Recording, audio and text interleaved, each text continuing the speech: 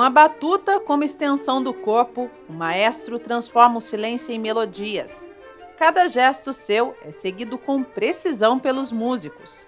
Cada nota, cuidadosamente executada, cria uma sinfonia que encanta e emociona.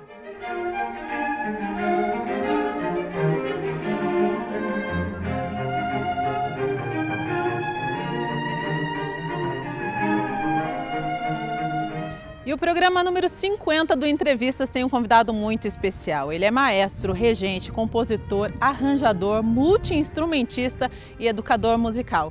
Ele já participou de encontros sinfônicos com vários artistas da MPB, entre eles Guilherme Arantes, Flávio Venturini, Sérgio Reis, entre muitos outros. Quem me recebe hoje é o maestro Bartolomeu Vaz. Muito obrigada, maestro. E você acompanha o Entrevistas com a gente.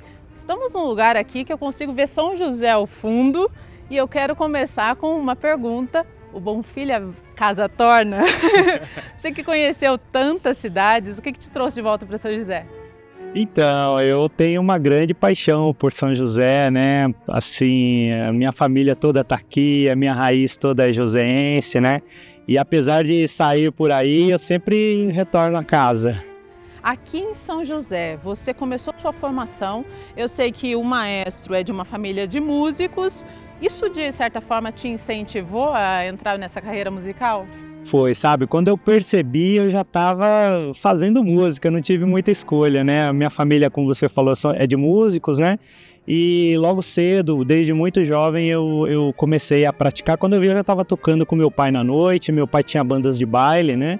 E isso ainda muito novo, 12, 13 anos, e ali eu peguei firme e segui, né? Você em casa deve estar se perguntando, mas quem tocava no baile à noite, o que tem a ver com orquestra, com maestria, com música erudita? Tem tudo a ver? Pois é, tem tudo a ver de certa forma, né? A música ela é universal e independente da área que a gente acaba seguindo, música é música, eu sempre falo, né?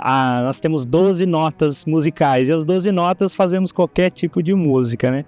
Mas de certa forma, em algum momento ainda quando jovem, eu acabei tendo um contato muito profundo com a música erudita e aí eu decidi, eu falei, bom, esse então vai ser o caminho que eu vou usar como guia, mas nunca deixei de partilhar as outras áreas da música, de ter experiências na música popular, que eu gosto demais.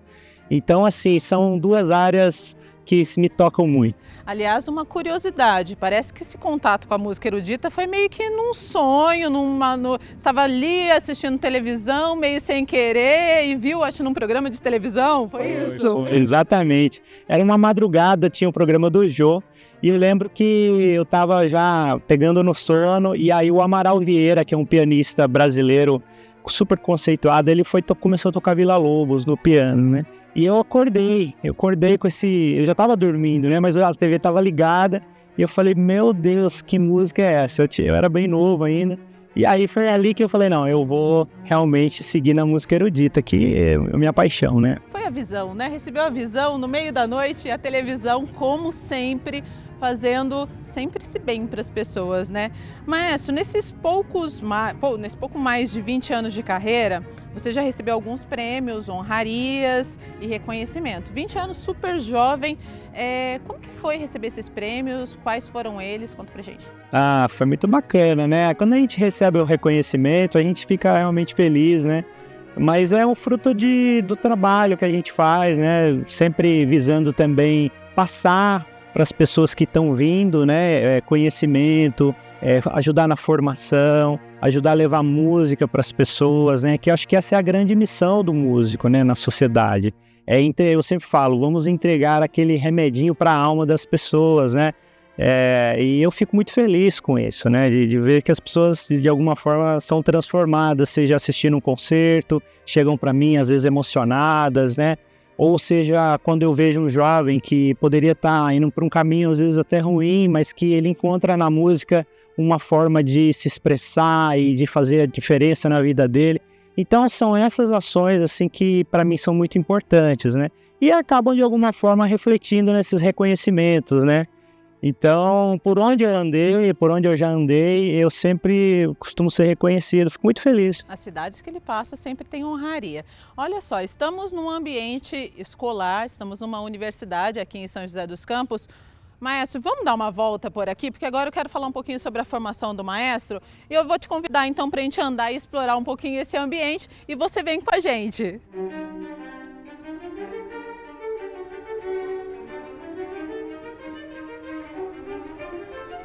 Você é formado pela Fego Camargo, né? Uma das escolas mais tradicionais aqui da nossa região de Taubaté, né? Isso, na verdade, eu comecei aqui em São José, na Fundação Cultural Aprendendo Violino, tinha uma oficina aqui, isso em 1998. Aí, em dado momento, eu fui para Taubaté, porque lá tem um curso técnico, estudei violino na Fego. Depois eu fui para São Paulo, aí lá eu fiz minha graduação, minha pós-graduação.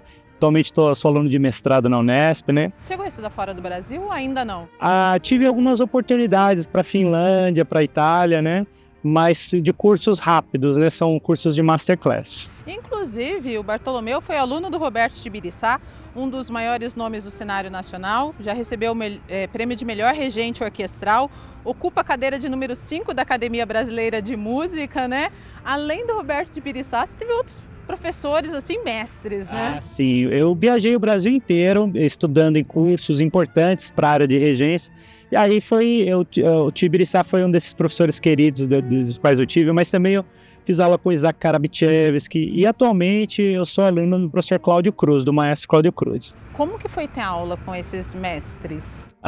Algo sensacional, né? Porque eles têm uma bagagem, né? Uma experiência e são grandes mestres, como você colocou. E tive a oportunidade de extrair deles essa experiência, né? Então, para mim, foi agregador demais. Né? Eu falei do Roberto de Biriçá, mas do seu atual professor, eu queria que você falasse um pouquinho dele. Então, o Cláudio, ele foi 30 anos espala da USESP, né? A Orquestra Sinfônica do Estado de São Paulo, e ele tem uma carreira de maestro, também, assim, internacional, né? Rege o Brasil todo. E também está sendo um momento especial, assim, porque eu sempre falo que a gente nunca deixa de estudar, né?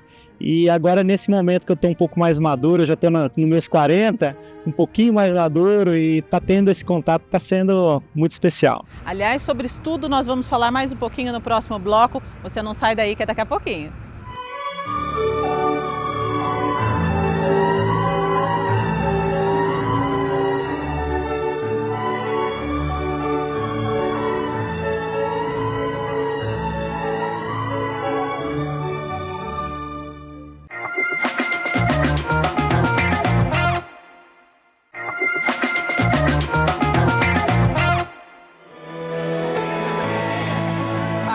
Atmosfera limpa como a essência do amor, o puro amor. E o pôr de sol dourado que eu conheço quando estou apaixonado.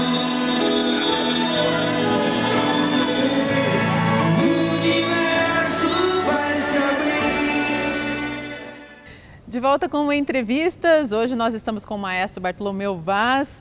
Bartolomeu, começamos esse bloco com um trecho de uma apresentação que vocês fizeram em Caraguatatuba, ele já foi maestro em Caraguatatuba, junto com o Guilherme Arantes. É uma das apresentações que você considera mais imponente, né? Importantes da sua carreira, por quê? Foi um momento muito bacana, né? Porque Caraguatatuba, eu tive alguns anos lá, ainda tenho residência lá, inclusive, estou sempre indo para Caraguá. E lá nós criamos uma orquestra sinfônica e, por ser uma cidade turística, receber muito artista em época de show, nós criamos um projeto onde a orquestra recebia esses artistas da MPB para cantar com a orquestra.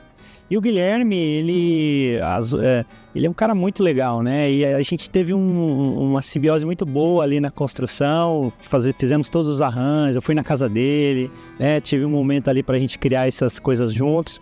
E resultou no show, né? E o público? O público adorou. Tinha quase 20 mil pessoas na Praça da Cultura, ali no centro de Caraguá, né?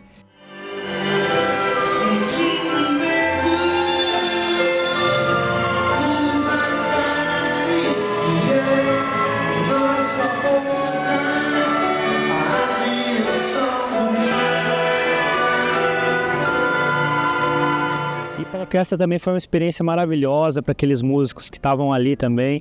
Então foi um momento importante. Um público de 20 mil pessoas, uma orquestra que se apresenta num teatro, alcança o quê? 1.000, 2.000 lugares? É menos, né? O teatro lá em Caraguá são cerca de 500 lugares, né? Então realmente atinge muita gente. Sim.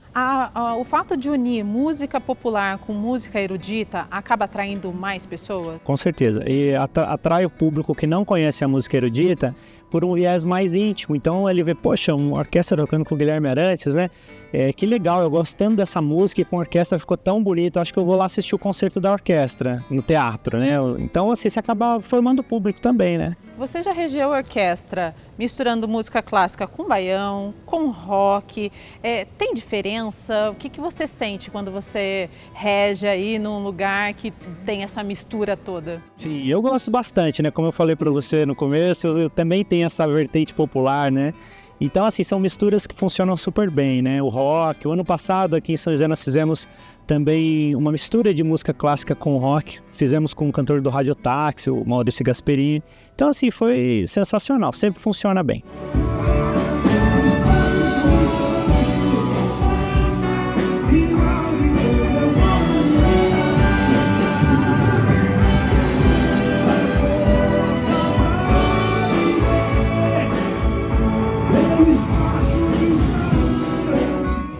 Antigamente a gente falava que música clássica, música erudita era uma coisa da elite. Hoje em dia caiu isso também, né? É isso. Uma das minhas intenções também, enquanto músico, enquanto agente da sociedade, é tornar isso cada vez mais acessível, né? A música é para todos, né? As pessoas precisam ter acesso. Quando elas têm acesso, elas se encantam e consomem esse tipo de arte. Falando em acessibilidade de arte, nós estamos aqui dentro de uma capela, Capela Nossa Senhora do Amor, aqui dentro da universidade. A igreja, as capelas no geral, ajudaram muito a difundir a questão da música clássica e erudita, né? Sim, sim. Devido à acústica, né? A construção. Essas igrejas geralmente eram construídas numa época onde não tinha microfone, né? Então o celebrante precisava com a voz dele ecoar dentro da igreja, então elas foram pensadas em grande parte para isso. Então a música de concertos, que é essa música que a gente chama de erudita, ela funciona bem nesses espaços, já que os instrumentos são acústicos, não projetam muito som. Então você está dentro de uma capela, valoriza o som desses instrumentos. Estava falando da questão do estilo musical, né, dessas misturas. E o seu estilo musical? Qual é o seu favorito? Então, o meu estilo são quase todos, viu? Eu ouço muita coisa, né? Eu ouço rock, posso estar ouvindo Rita Lee, daqui a pouco estou ouvindo um concerto de Mozart, né? Eu gosto da boa música, independente do estilo dela. Maestro, ouve chorinho, samba, pagode, axé? Com certeza. Sendo música boa, a gente ouve e aprecia bastante, consome bastante. Agora, faz diferença? Porque assim, eu acredito, a gente falava no primeiro bloco essa questão dos estudos, da formação. Eu imagino que nessa área não se pode parar de estudar, né? Não, de forma alguma, né? Eu mesmo já estou nos meus 40, né, como eu comentei, e sigo estudando. Agora sou aluno de mestrado, né? E o estudo não para nunca, né? A gente está sempre absorvendo e também repassando conhecimento. E é uma forma de estudar também. Você vai repassando, recebendo, repassando. Isso é muito legal. O instrumentista, quem toca algum instrumento, tem que estar sempre praticando, né? A prática realmente leva à perfeição. Como que o maestro estuda? Você estuda com música clássica ou dá para estudar com música popular também? Ou você estuda com clássica e para descansar você escuta popular? Pois é, eu tento equilibrar um pouco as coisas, né? Mas assim, o maestro tem um estudo muito solitário, né? Ele precisa fazer uma imersão na obra. Antes do maestro estar à frente da orquestra, ele precisa conhecer um pouco da história do compositor, história da obra, o período que aquela obra foi composta, para criar uma concepção musical. Depois ele vai adentrar ali nas questões musicais, de repente vai ao piano, verificar qual é a estrutura dessa música. É quase como um cientista, ele precisa decompor aquela obra para entender o que está acontecendo, para poder, na frente da orquestra, poder orientar os músicos. Né? Inclusive, maestro é muito mais do que música, né? Eu imagino que é quase um diplomata, você tem que saber de cultura, tem que saber de história. É importante, porque você, como eu acabei de mencionar, você acaba vivenciando culturas diferentes. Por exemplo, eu estava fazendo uma obra agora de um compositor do período entre o renascentismo e o barroco, né? E ele tem uma linguagem na hora de compor aquela obra. Eu preciso conhecer essa linguagem. Então você acaba tendo que saber um pouco de línguas, né? De cultura, de período histórico. Isso vai agregando, né? Com certeza. Eu comentei, eu tenho te chamado de maestro desde o primeiro bloco. Tem alguma diferença entre maestro e regente? Estou te chamando corretamente? Sim. Não, na verdade, assim, o que acontece é que o termo maestro é um termo para professor, para mestre, né? Que foi muito utilizado. Lá nos Estados Unidos, por exemplo, a gente chama de conductor, né? Que é o condutor, né? Pessoa que conduz o grupo, né? Mas assim, o maestro, ele assume vários papéis, vamos dizer assim, né? Ele é aquele músico que é o intérprete, que está à frente da orquestra, regendo a orquestra, interpretando a obra. E ele também, muitas vezes, é o compositor, a pessoa que escreve alguma obra, faz arranjo. Então, esses atributos, vamos dizer, se personificam no maestro, né?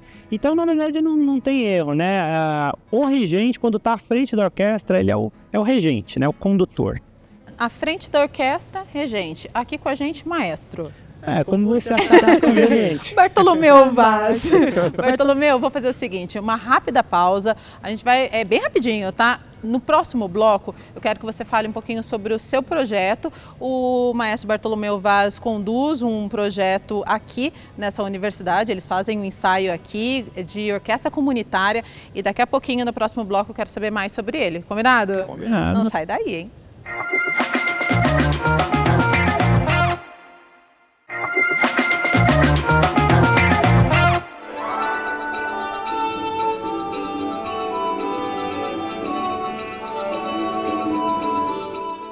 De volta com entrevistas, último bloco do nosso programa, passa muito rápido, né, maestro?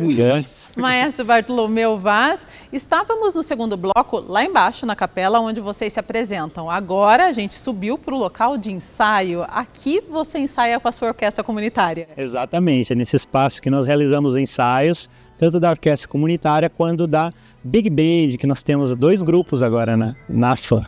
A AFAM é o Instituto para o Apoio à Formação Musical. Qual que é a missão da AFAM? Então, a missão da AFAM é o desenvolvimento humano, né? E para alcançar essa missão, nós temos 3 pilares de apoio, que é o desenvolvimento educacional. Então, nós realizamos ações educacionais de formação, nós costumamos trazer músicos para vir dar masterclasses, tem um sistema de aulas aqui dentro da AFAM. Nós temos um pilar que é o social, então nós temos um acompanhamento social dentro aqui da instituição e também nossos ingressos, todas as ações, quando a gente faz um concerto, são ingressos solidários, a gente arrecada alimentos, já arrecadamos quase 5 toneladas aí de alimentos nesses quase 4 anos, comemoramos agora em março 4 anos de atividade. E o terceiro pilar é o artístico, que é onde a gente dá espaço, democratiza para todo joseense poder vir praticar música e apresentar, fazer concertos por aí, né? É a oportunidade de estudar música, de conhecer música e de quem quiser assistir também, né? São quantos alunos? Hoje a FAM tem cerca de 80 a 90 integrantes nos seus grupos. E de idades variadas, né? Idades variadas, por isso que a gente fala que é um espaço democrático, sabe, Vanessa? Porque aqui nós temos músicos jovens, estudantes, nossos músicos mais novos devem ter 12 anos de idade, né? Nós temos músicos amadores, pessoas que têm suas profissões. Então aqui nós temos dentista, professor, físico, astrônomo, né? Todas as profissões. E que amam tocar música e na orquestra eles podem praticar. E nós temos músicos profissionais também que atuam como monitores, como professores. Quais são os instrumentos que são tocados nessa orquestra? Tem todos? Tem bastante. Então nós temos aqui o naipe das cordas, violino, viola, violoncelo, contrabaixo. Nós temos a seção de sopros, que tem flauta, clarinete, saxofone. E o naipe de metais, que nós temos trompete, trombone, trompa. E o naipe de percussão, que englobam vários instrumentos de percussão, né? Agora você aí em casa deve estar se perguntando, assim como o Bartolomeu assistiu na TV, sempre tem vaga na orquestra? Como que faz para entrar? Isso, nós realizamos um processinho seletivo todo começo de ano, né? Então agora em fevereiro nós tivemos e aí o grupo começou a ensaiar recentemente, já temos concerto agora em maio, né? E no meio do ano nós costumamos chamar quem está na lista de espera, né? Para poder integrar o grupo. Mas sempre no começo de ano tem esse processo. A gente falou no bloco anterior sobre a importância de estudar, que o maestro não é só música, que você tem que saber de cultura, de artes, e agora você como educador musical tem que saber também de administração, né? Pois é. Até recentemente eu criei um curso agora em janeiro, tivemos um ateliê de regência que teve regentes do Brasil inteiro vieram para cá estudar, e uma das temáticas é quando o maestro tira a casaca, né? Que é aquele momento que ele não está no pódio fazendo arte, mas que ele precisa fazer a gestão de todo esse processo, né?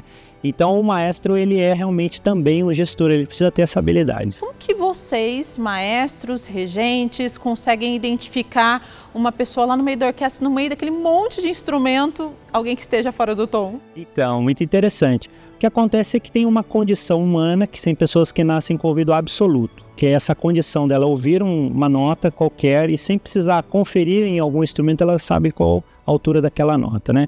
Mas o que nós temos também, e isso pode ser praticado, é o ouvido relativo, a qual eu tenho, né? Que é um ouvido treinado, depois de muito treino, a perceber essas diferenças. Então, com essa técnica, com esse treino, a gente acaba percebendo todas essas nuances do som, né? E como que o maestro se comunica com a orquestra? Porque não dá para você parar no meio de uma apresentação, opa, gente, tá errado, tal.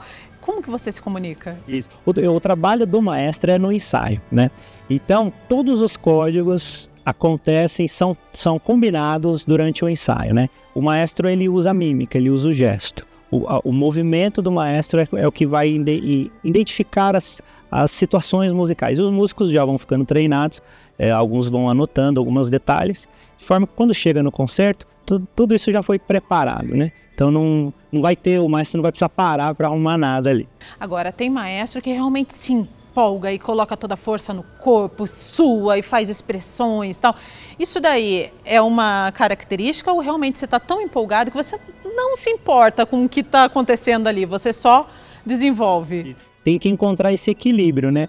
Porque enquanto regente na frente de um grupo, é lógico que a gente tem que sentir as sensações musicais e a gente vai ser também um pouco conduzidos por elas, mas a gente não pode deixar com que elas também passem certo limite a ponto de você perder a sua função, que a sua função ali na frente é dar a direção para os músicos, né? Então tem que ter, mas tem que ter o equilíbrio. Tem diferença entre uma mão e outra? Cada mão, a mão esquerda, a mão direita, ela tem uma função? Sim. A gente costuma dizer que a mão direita, né, do regente é aquela mão que vai marcar o tempo, né?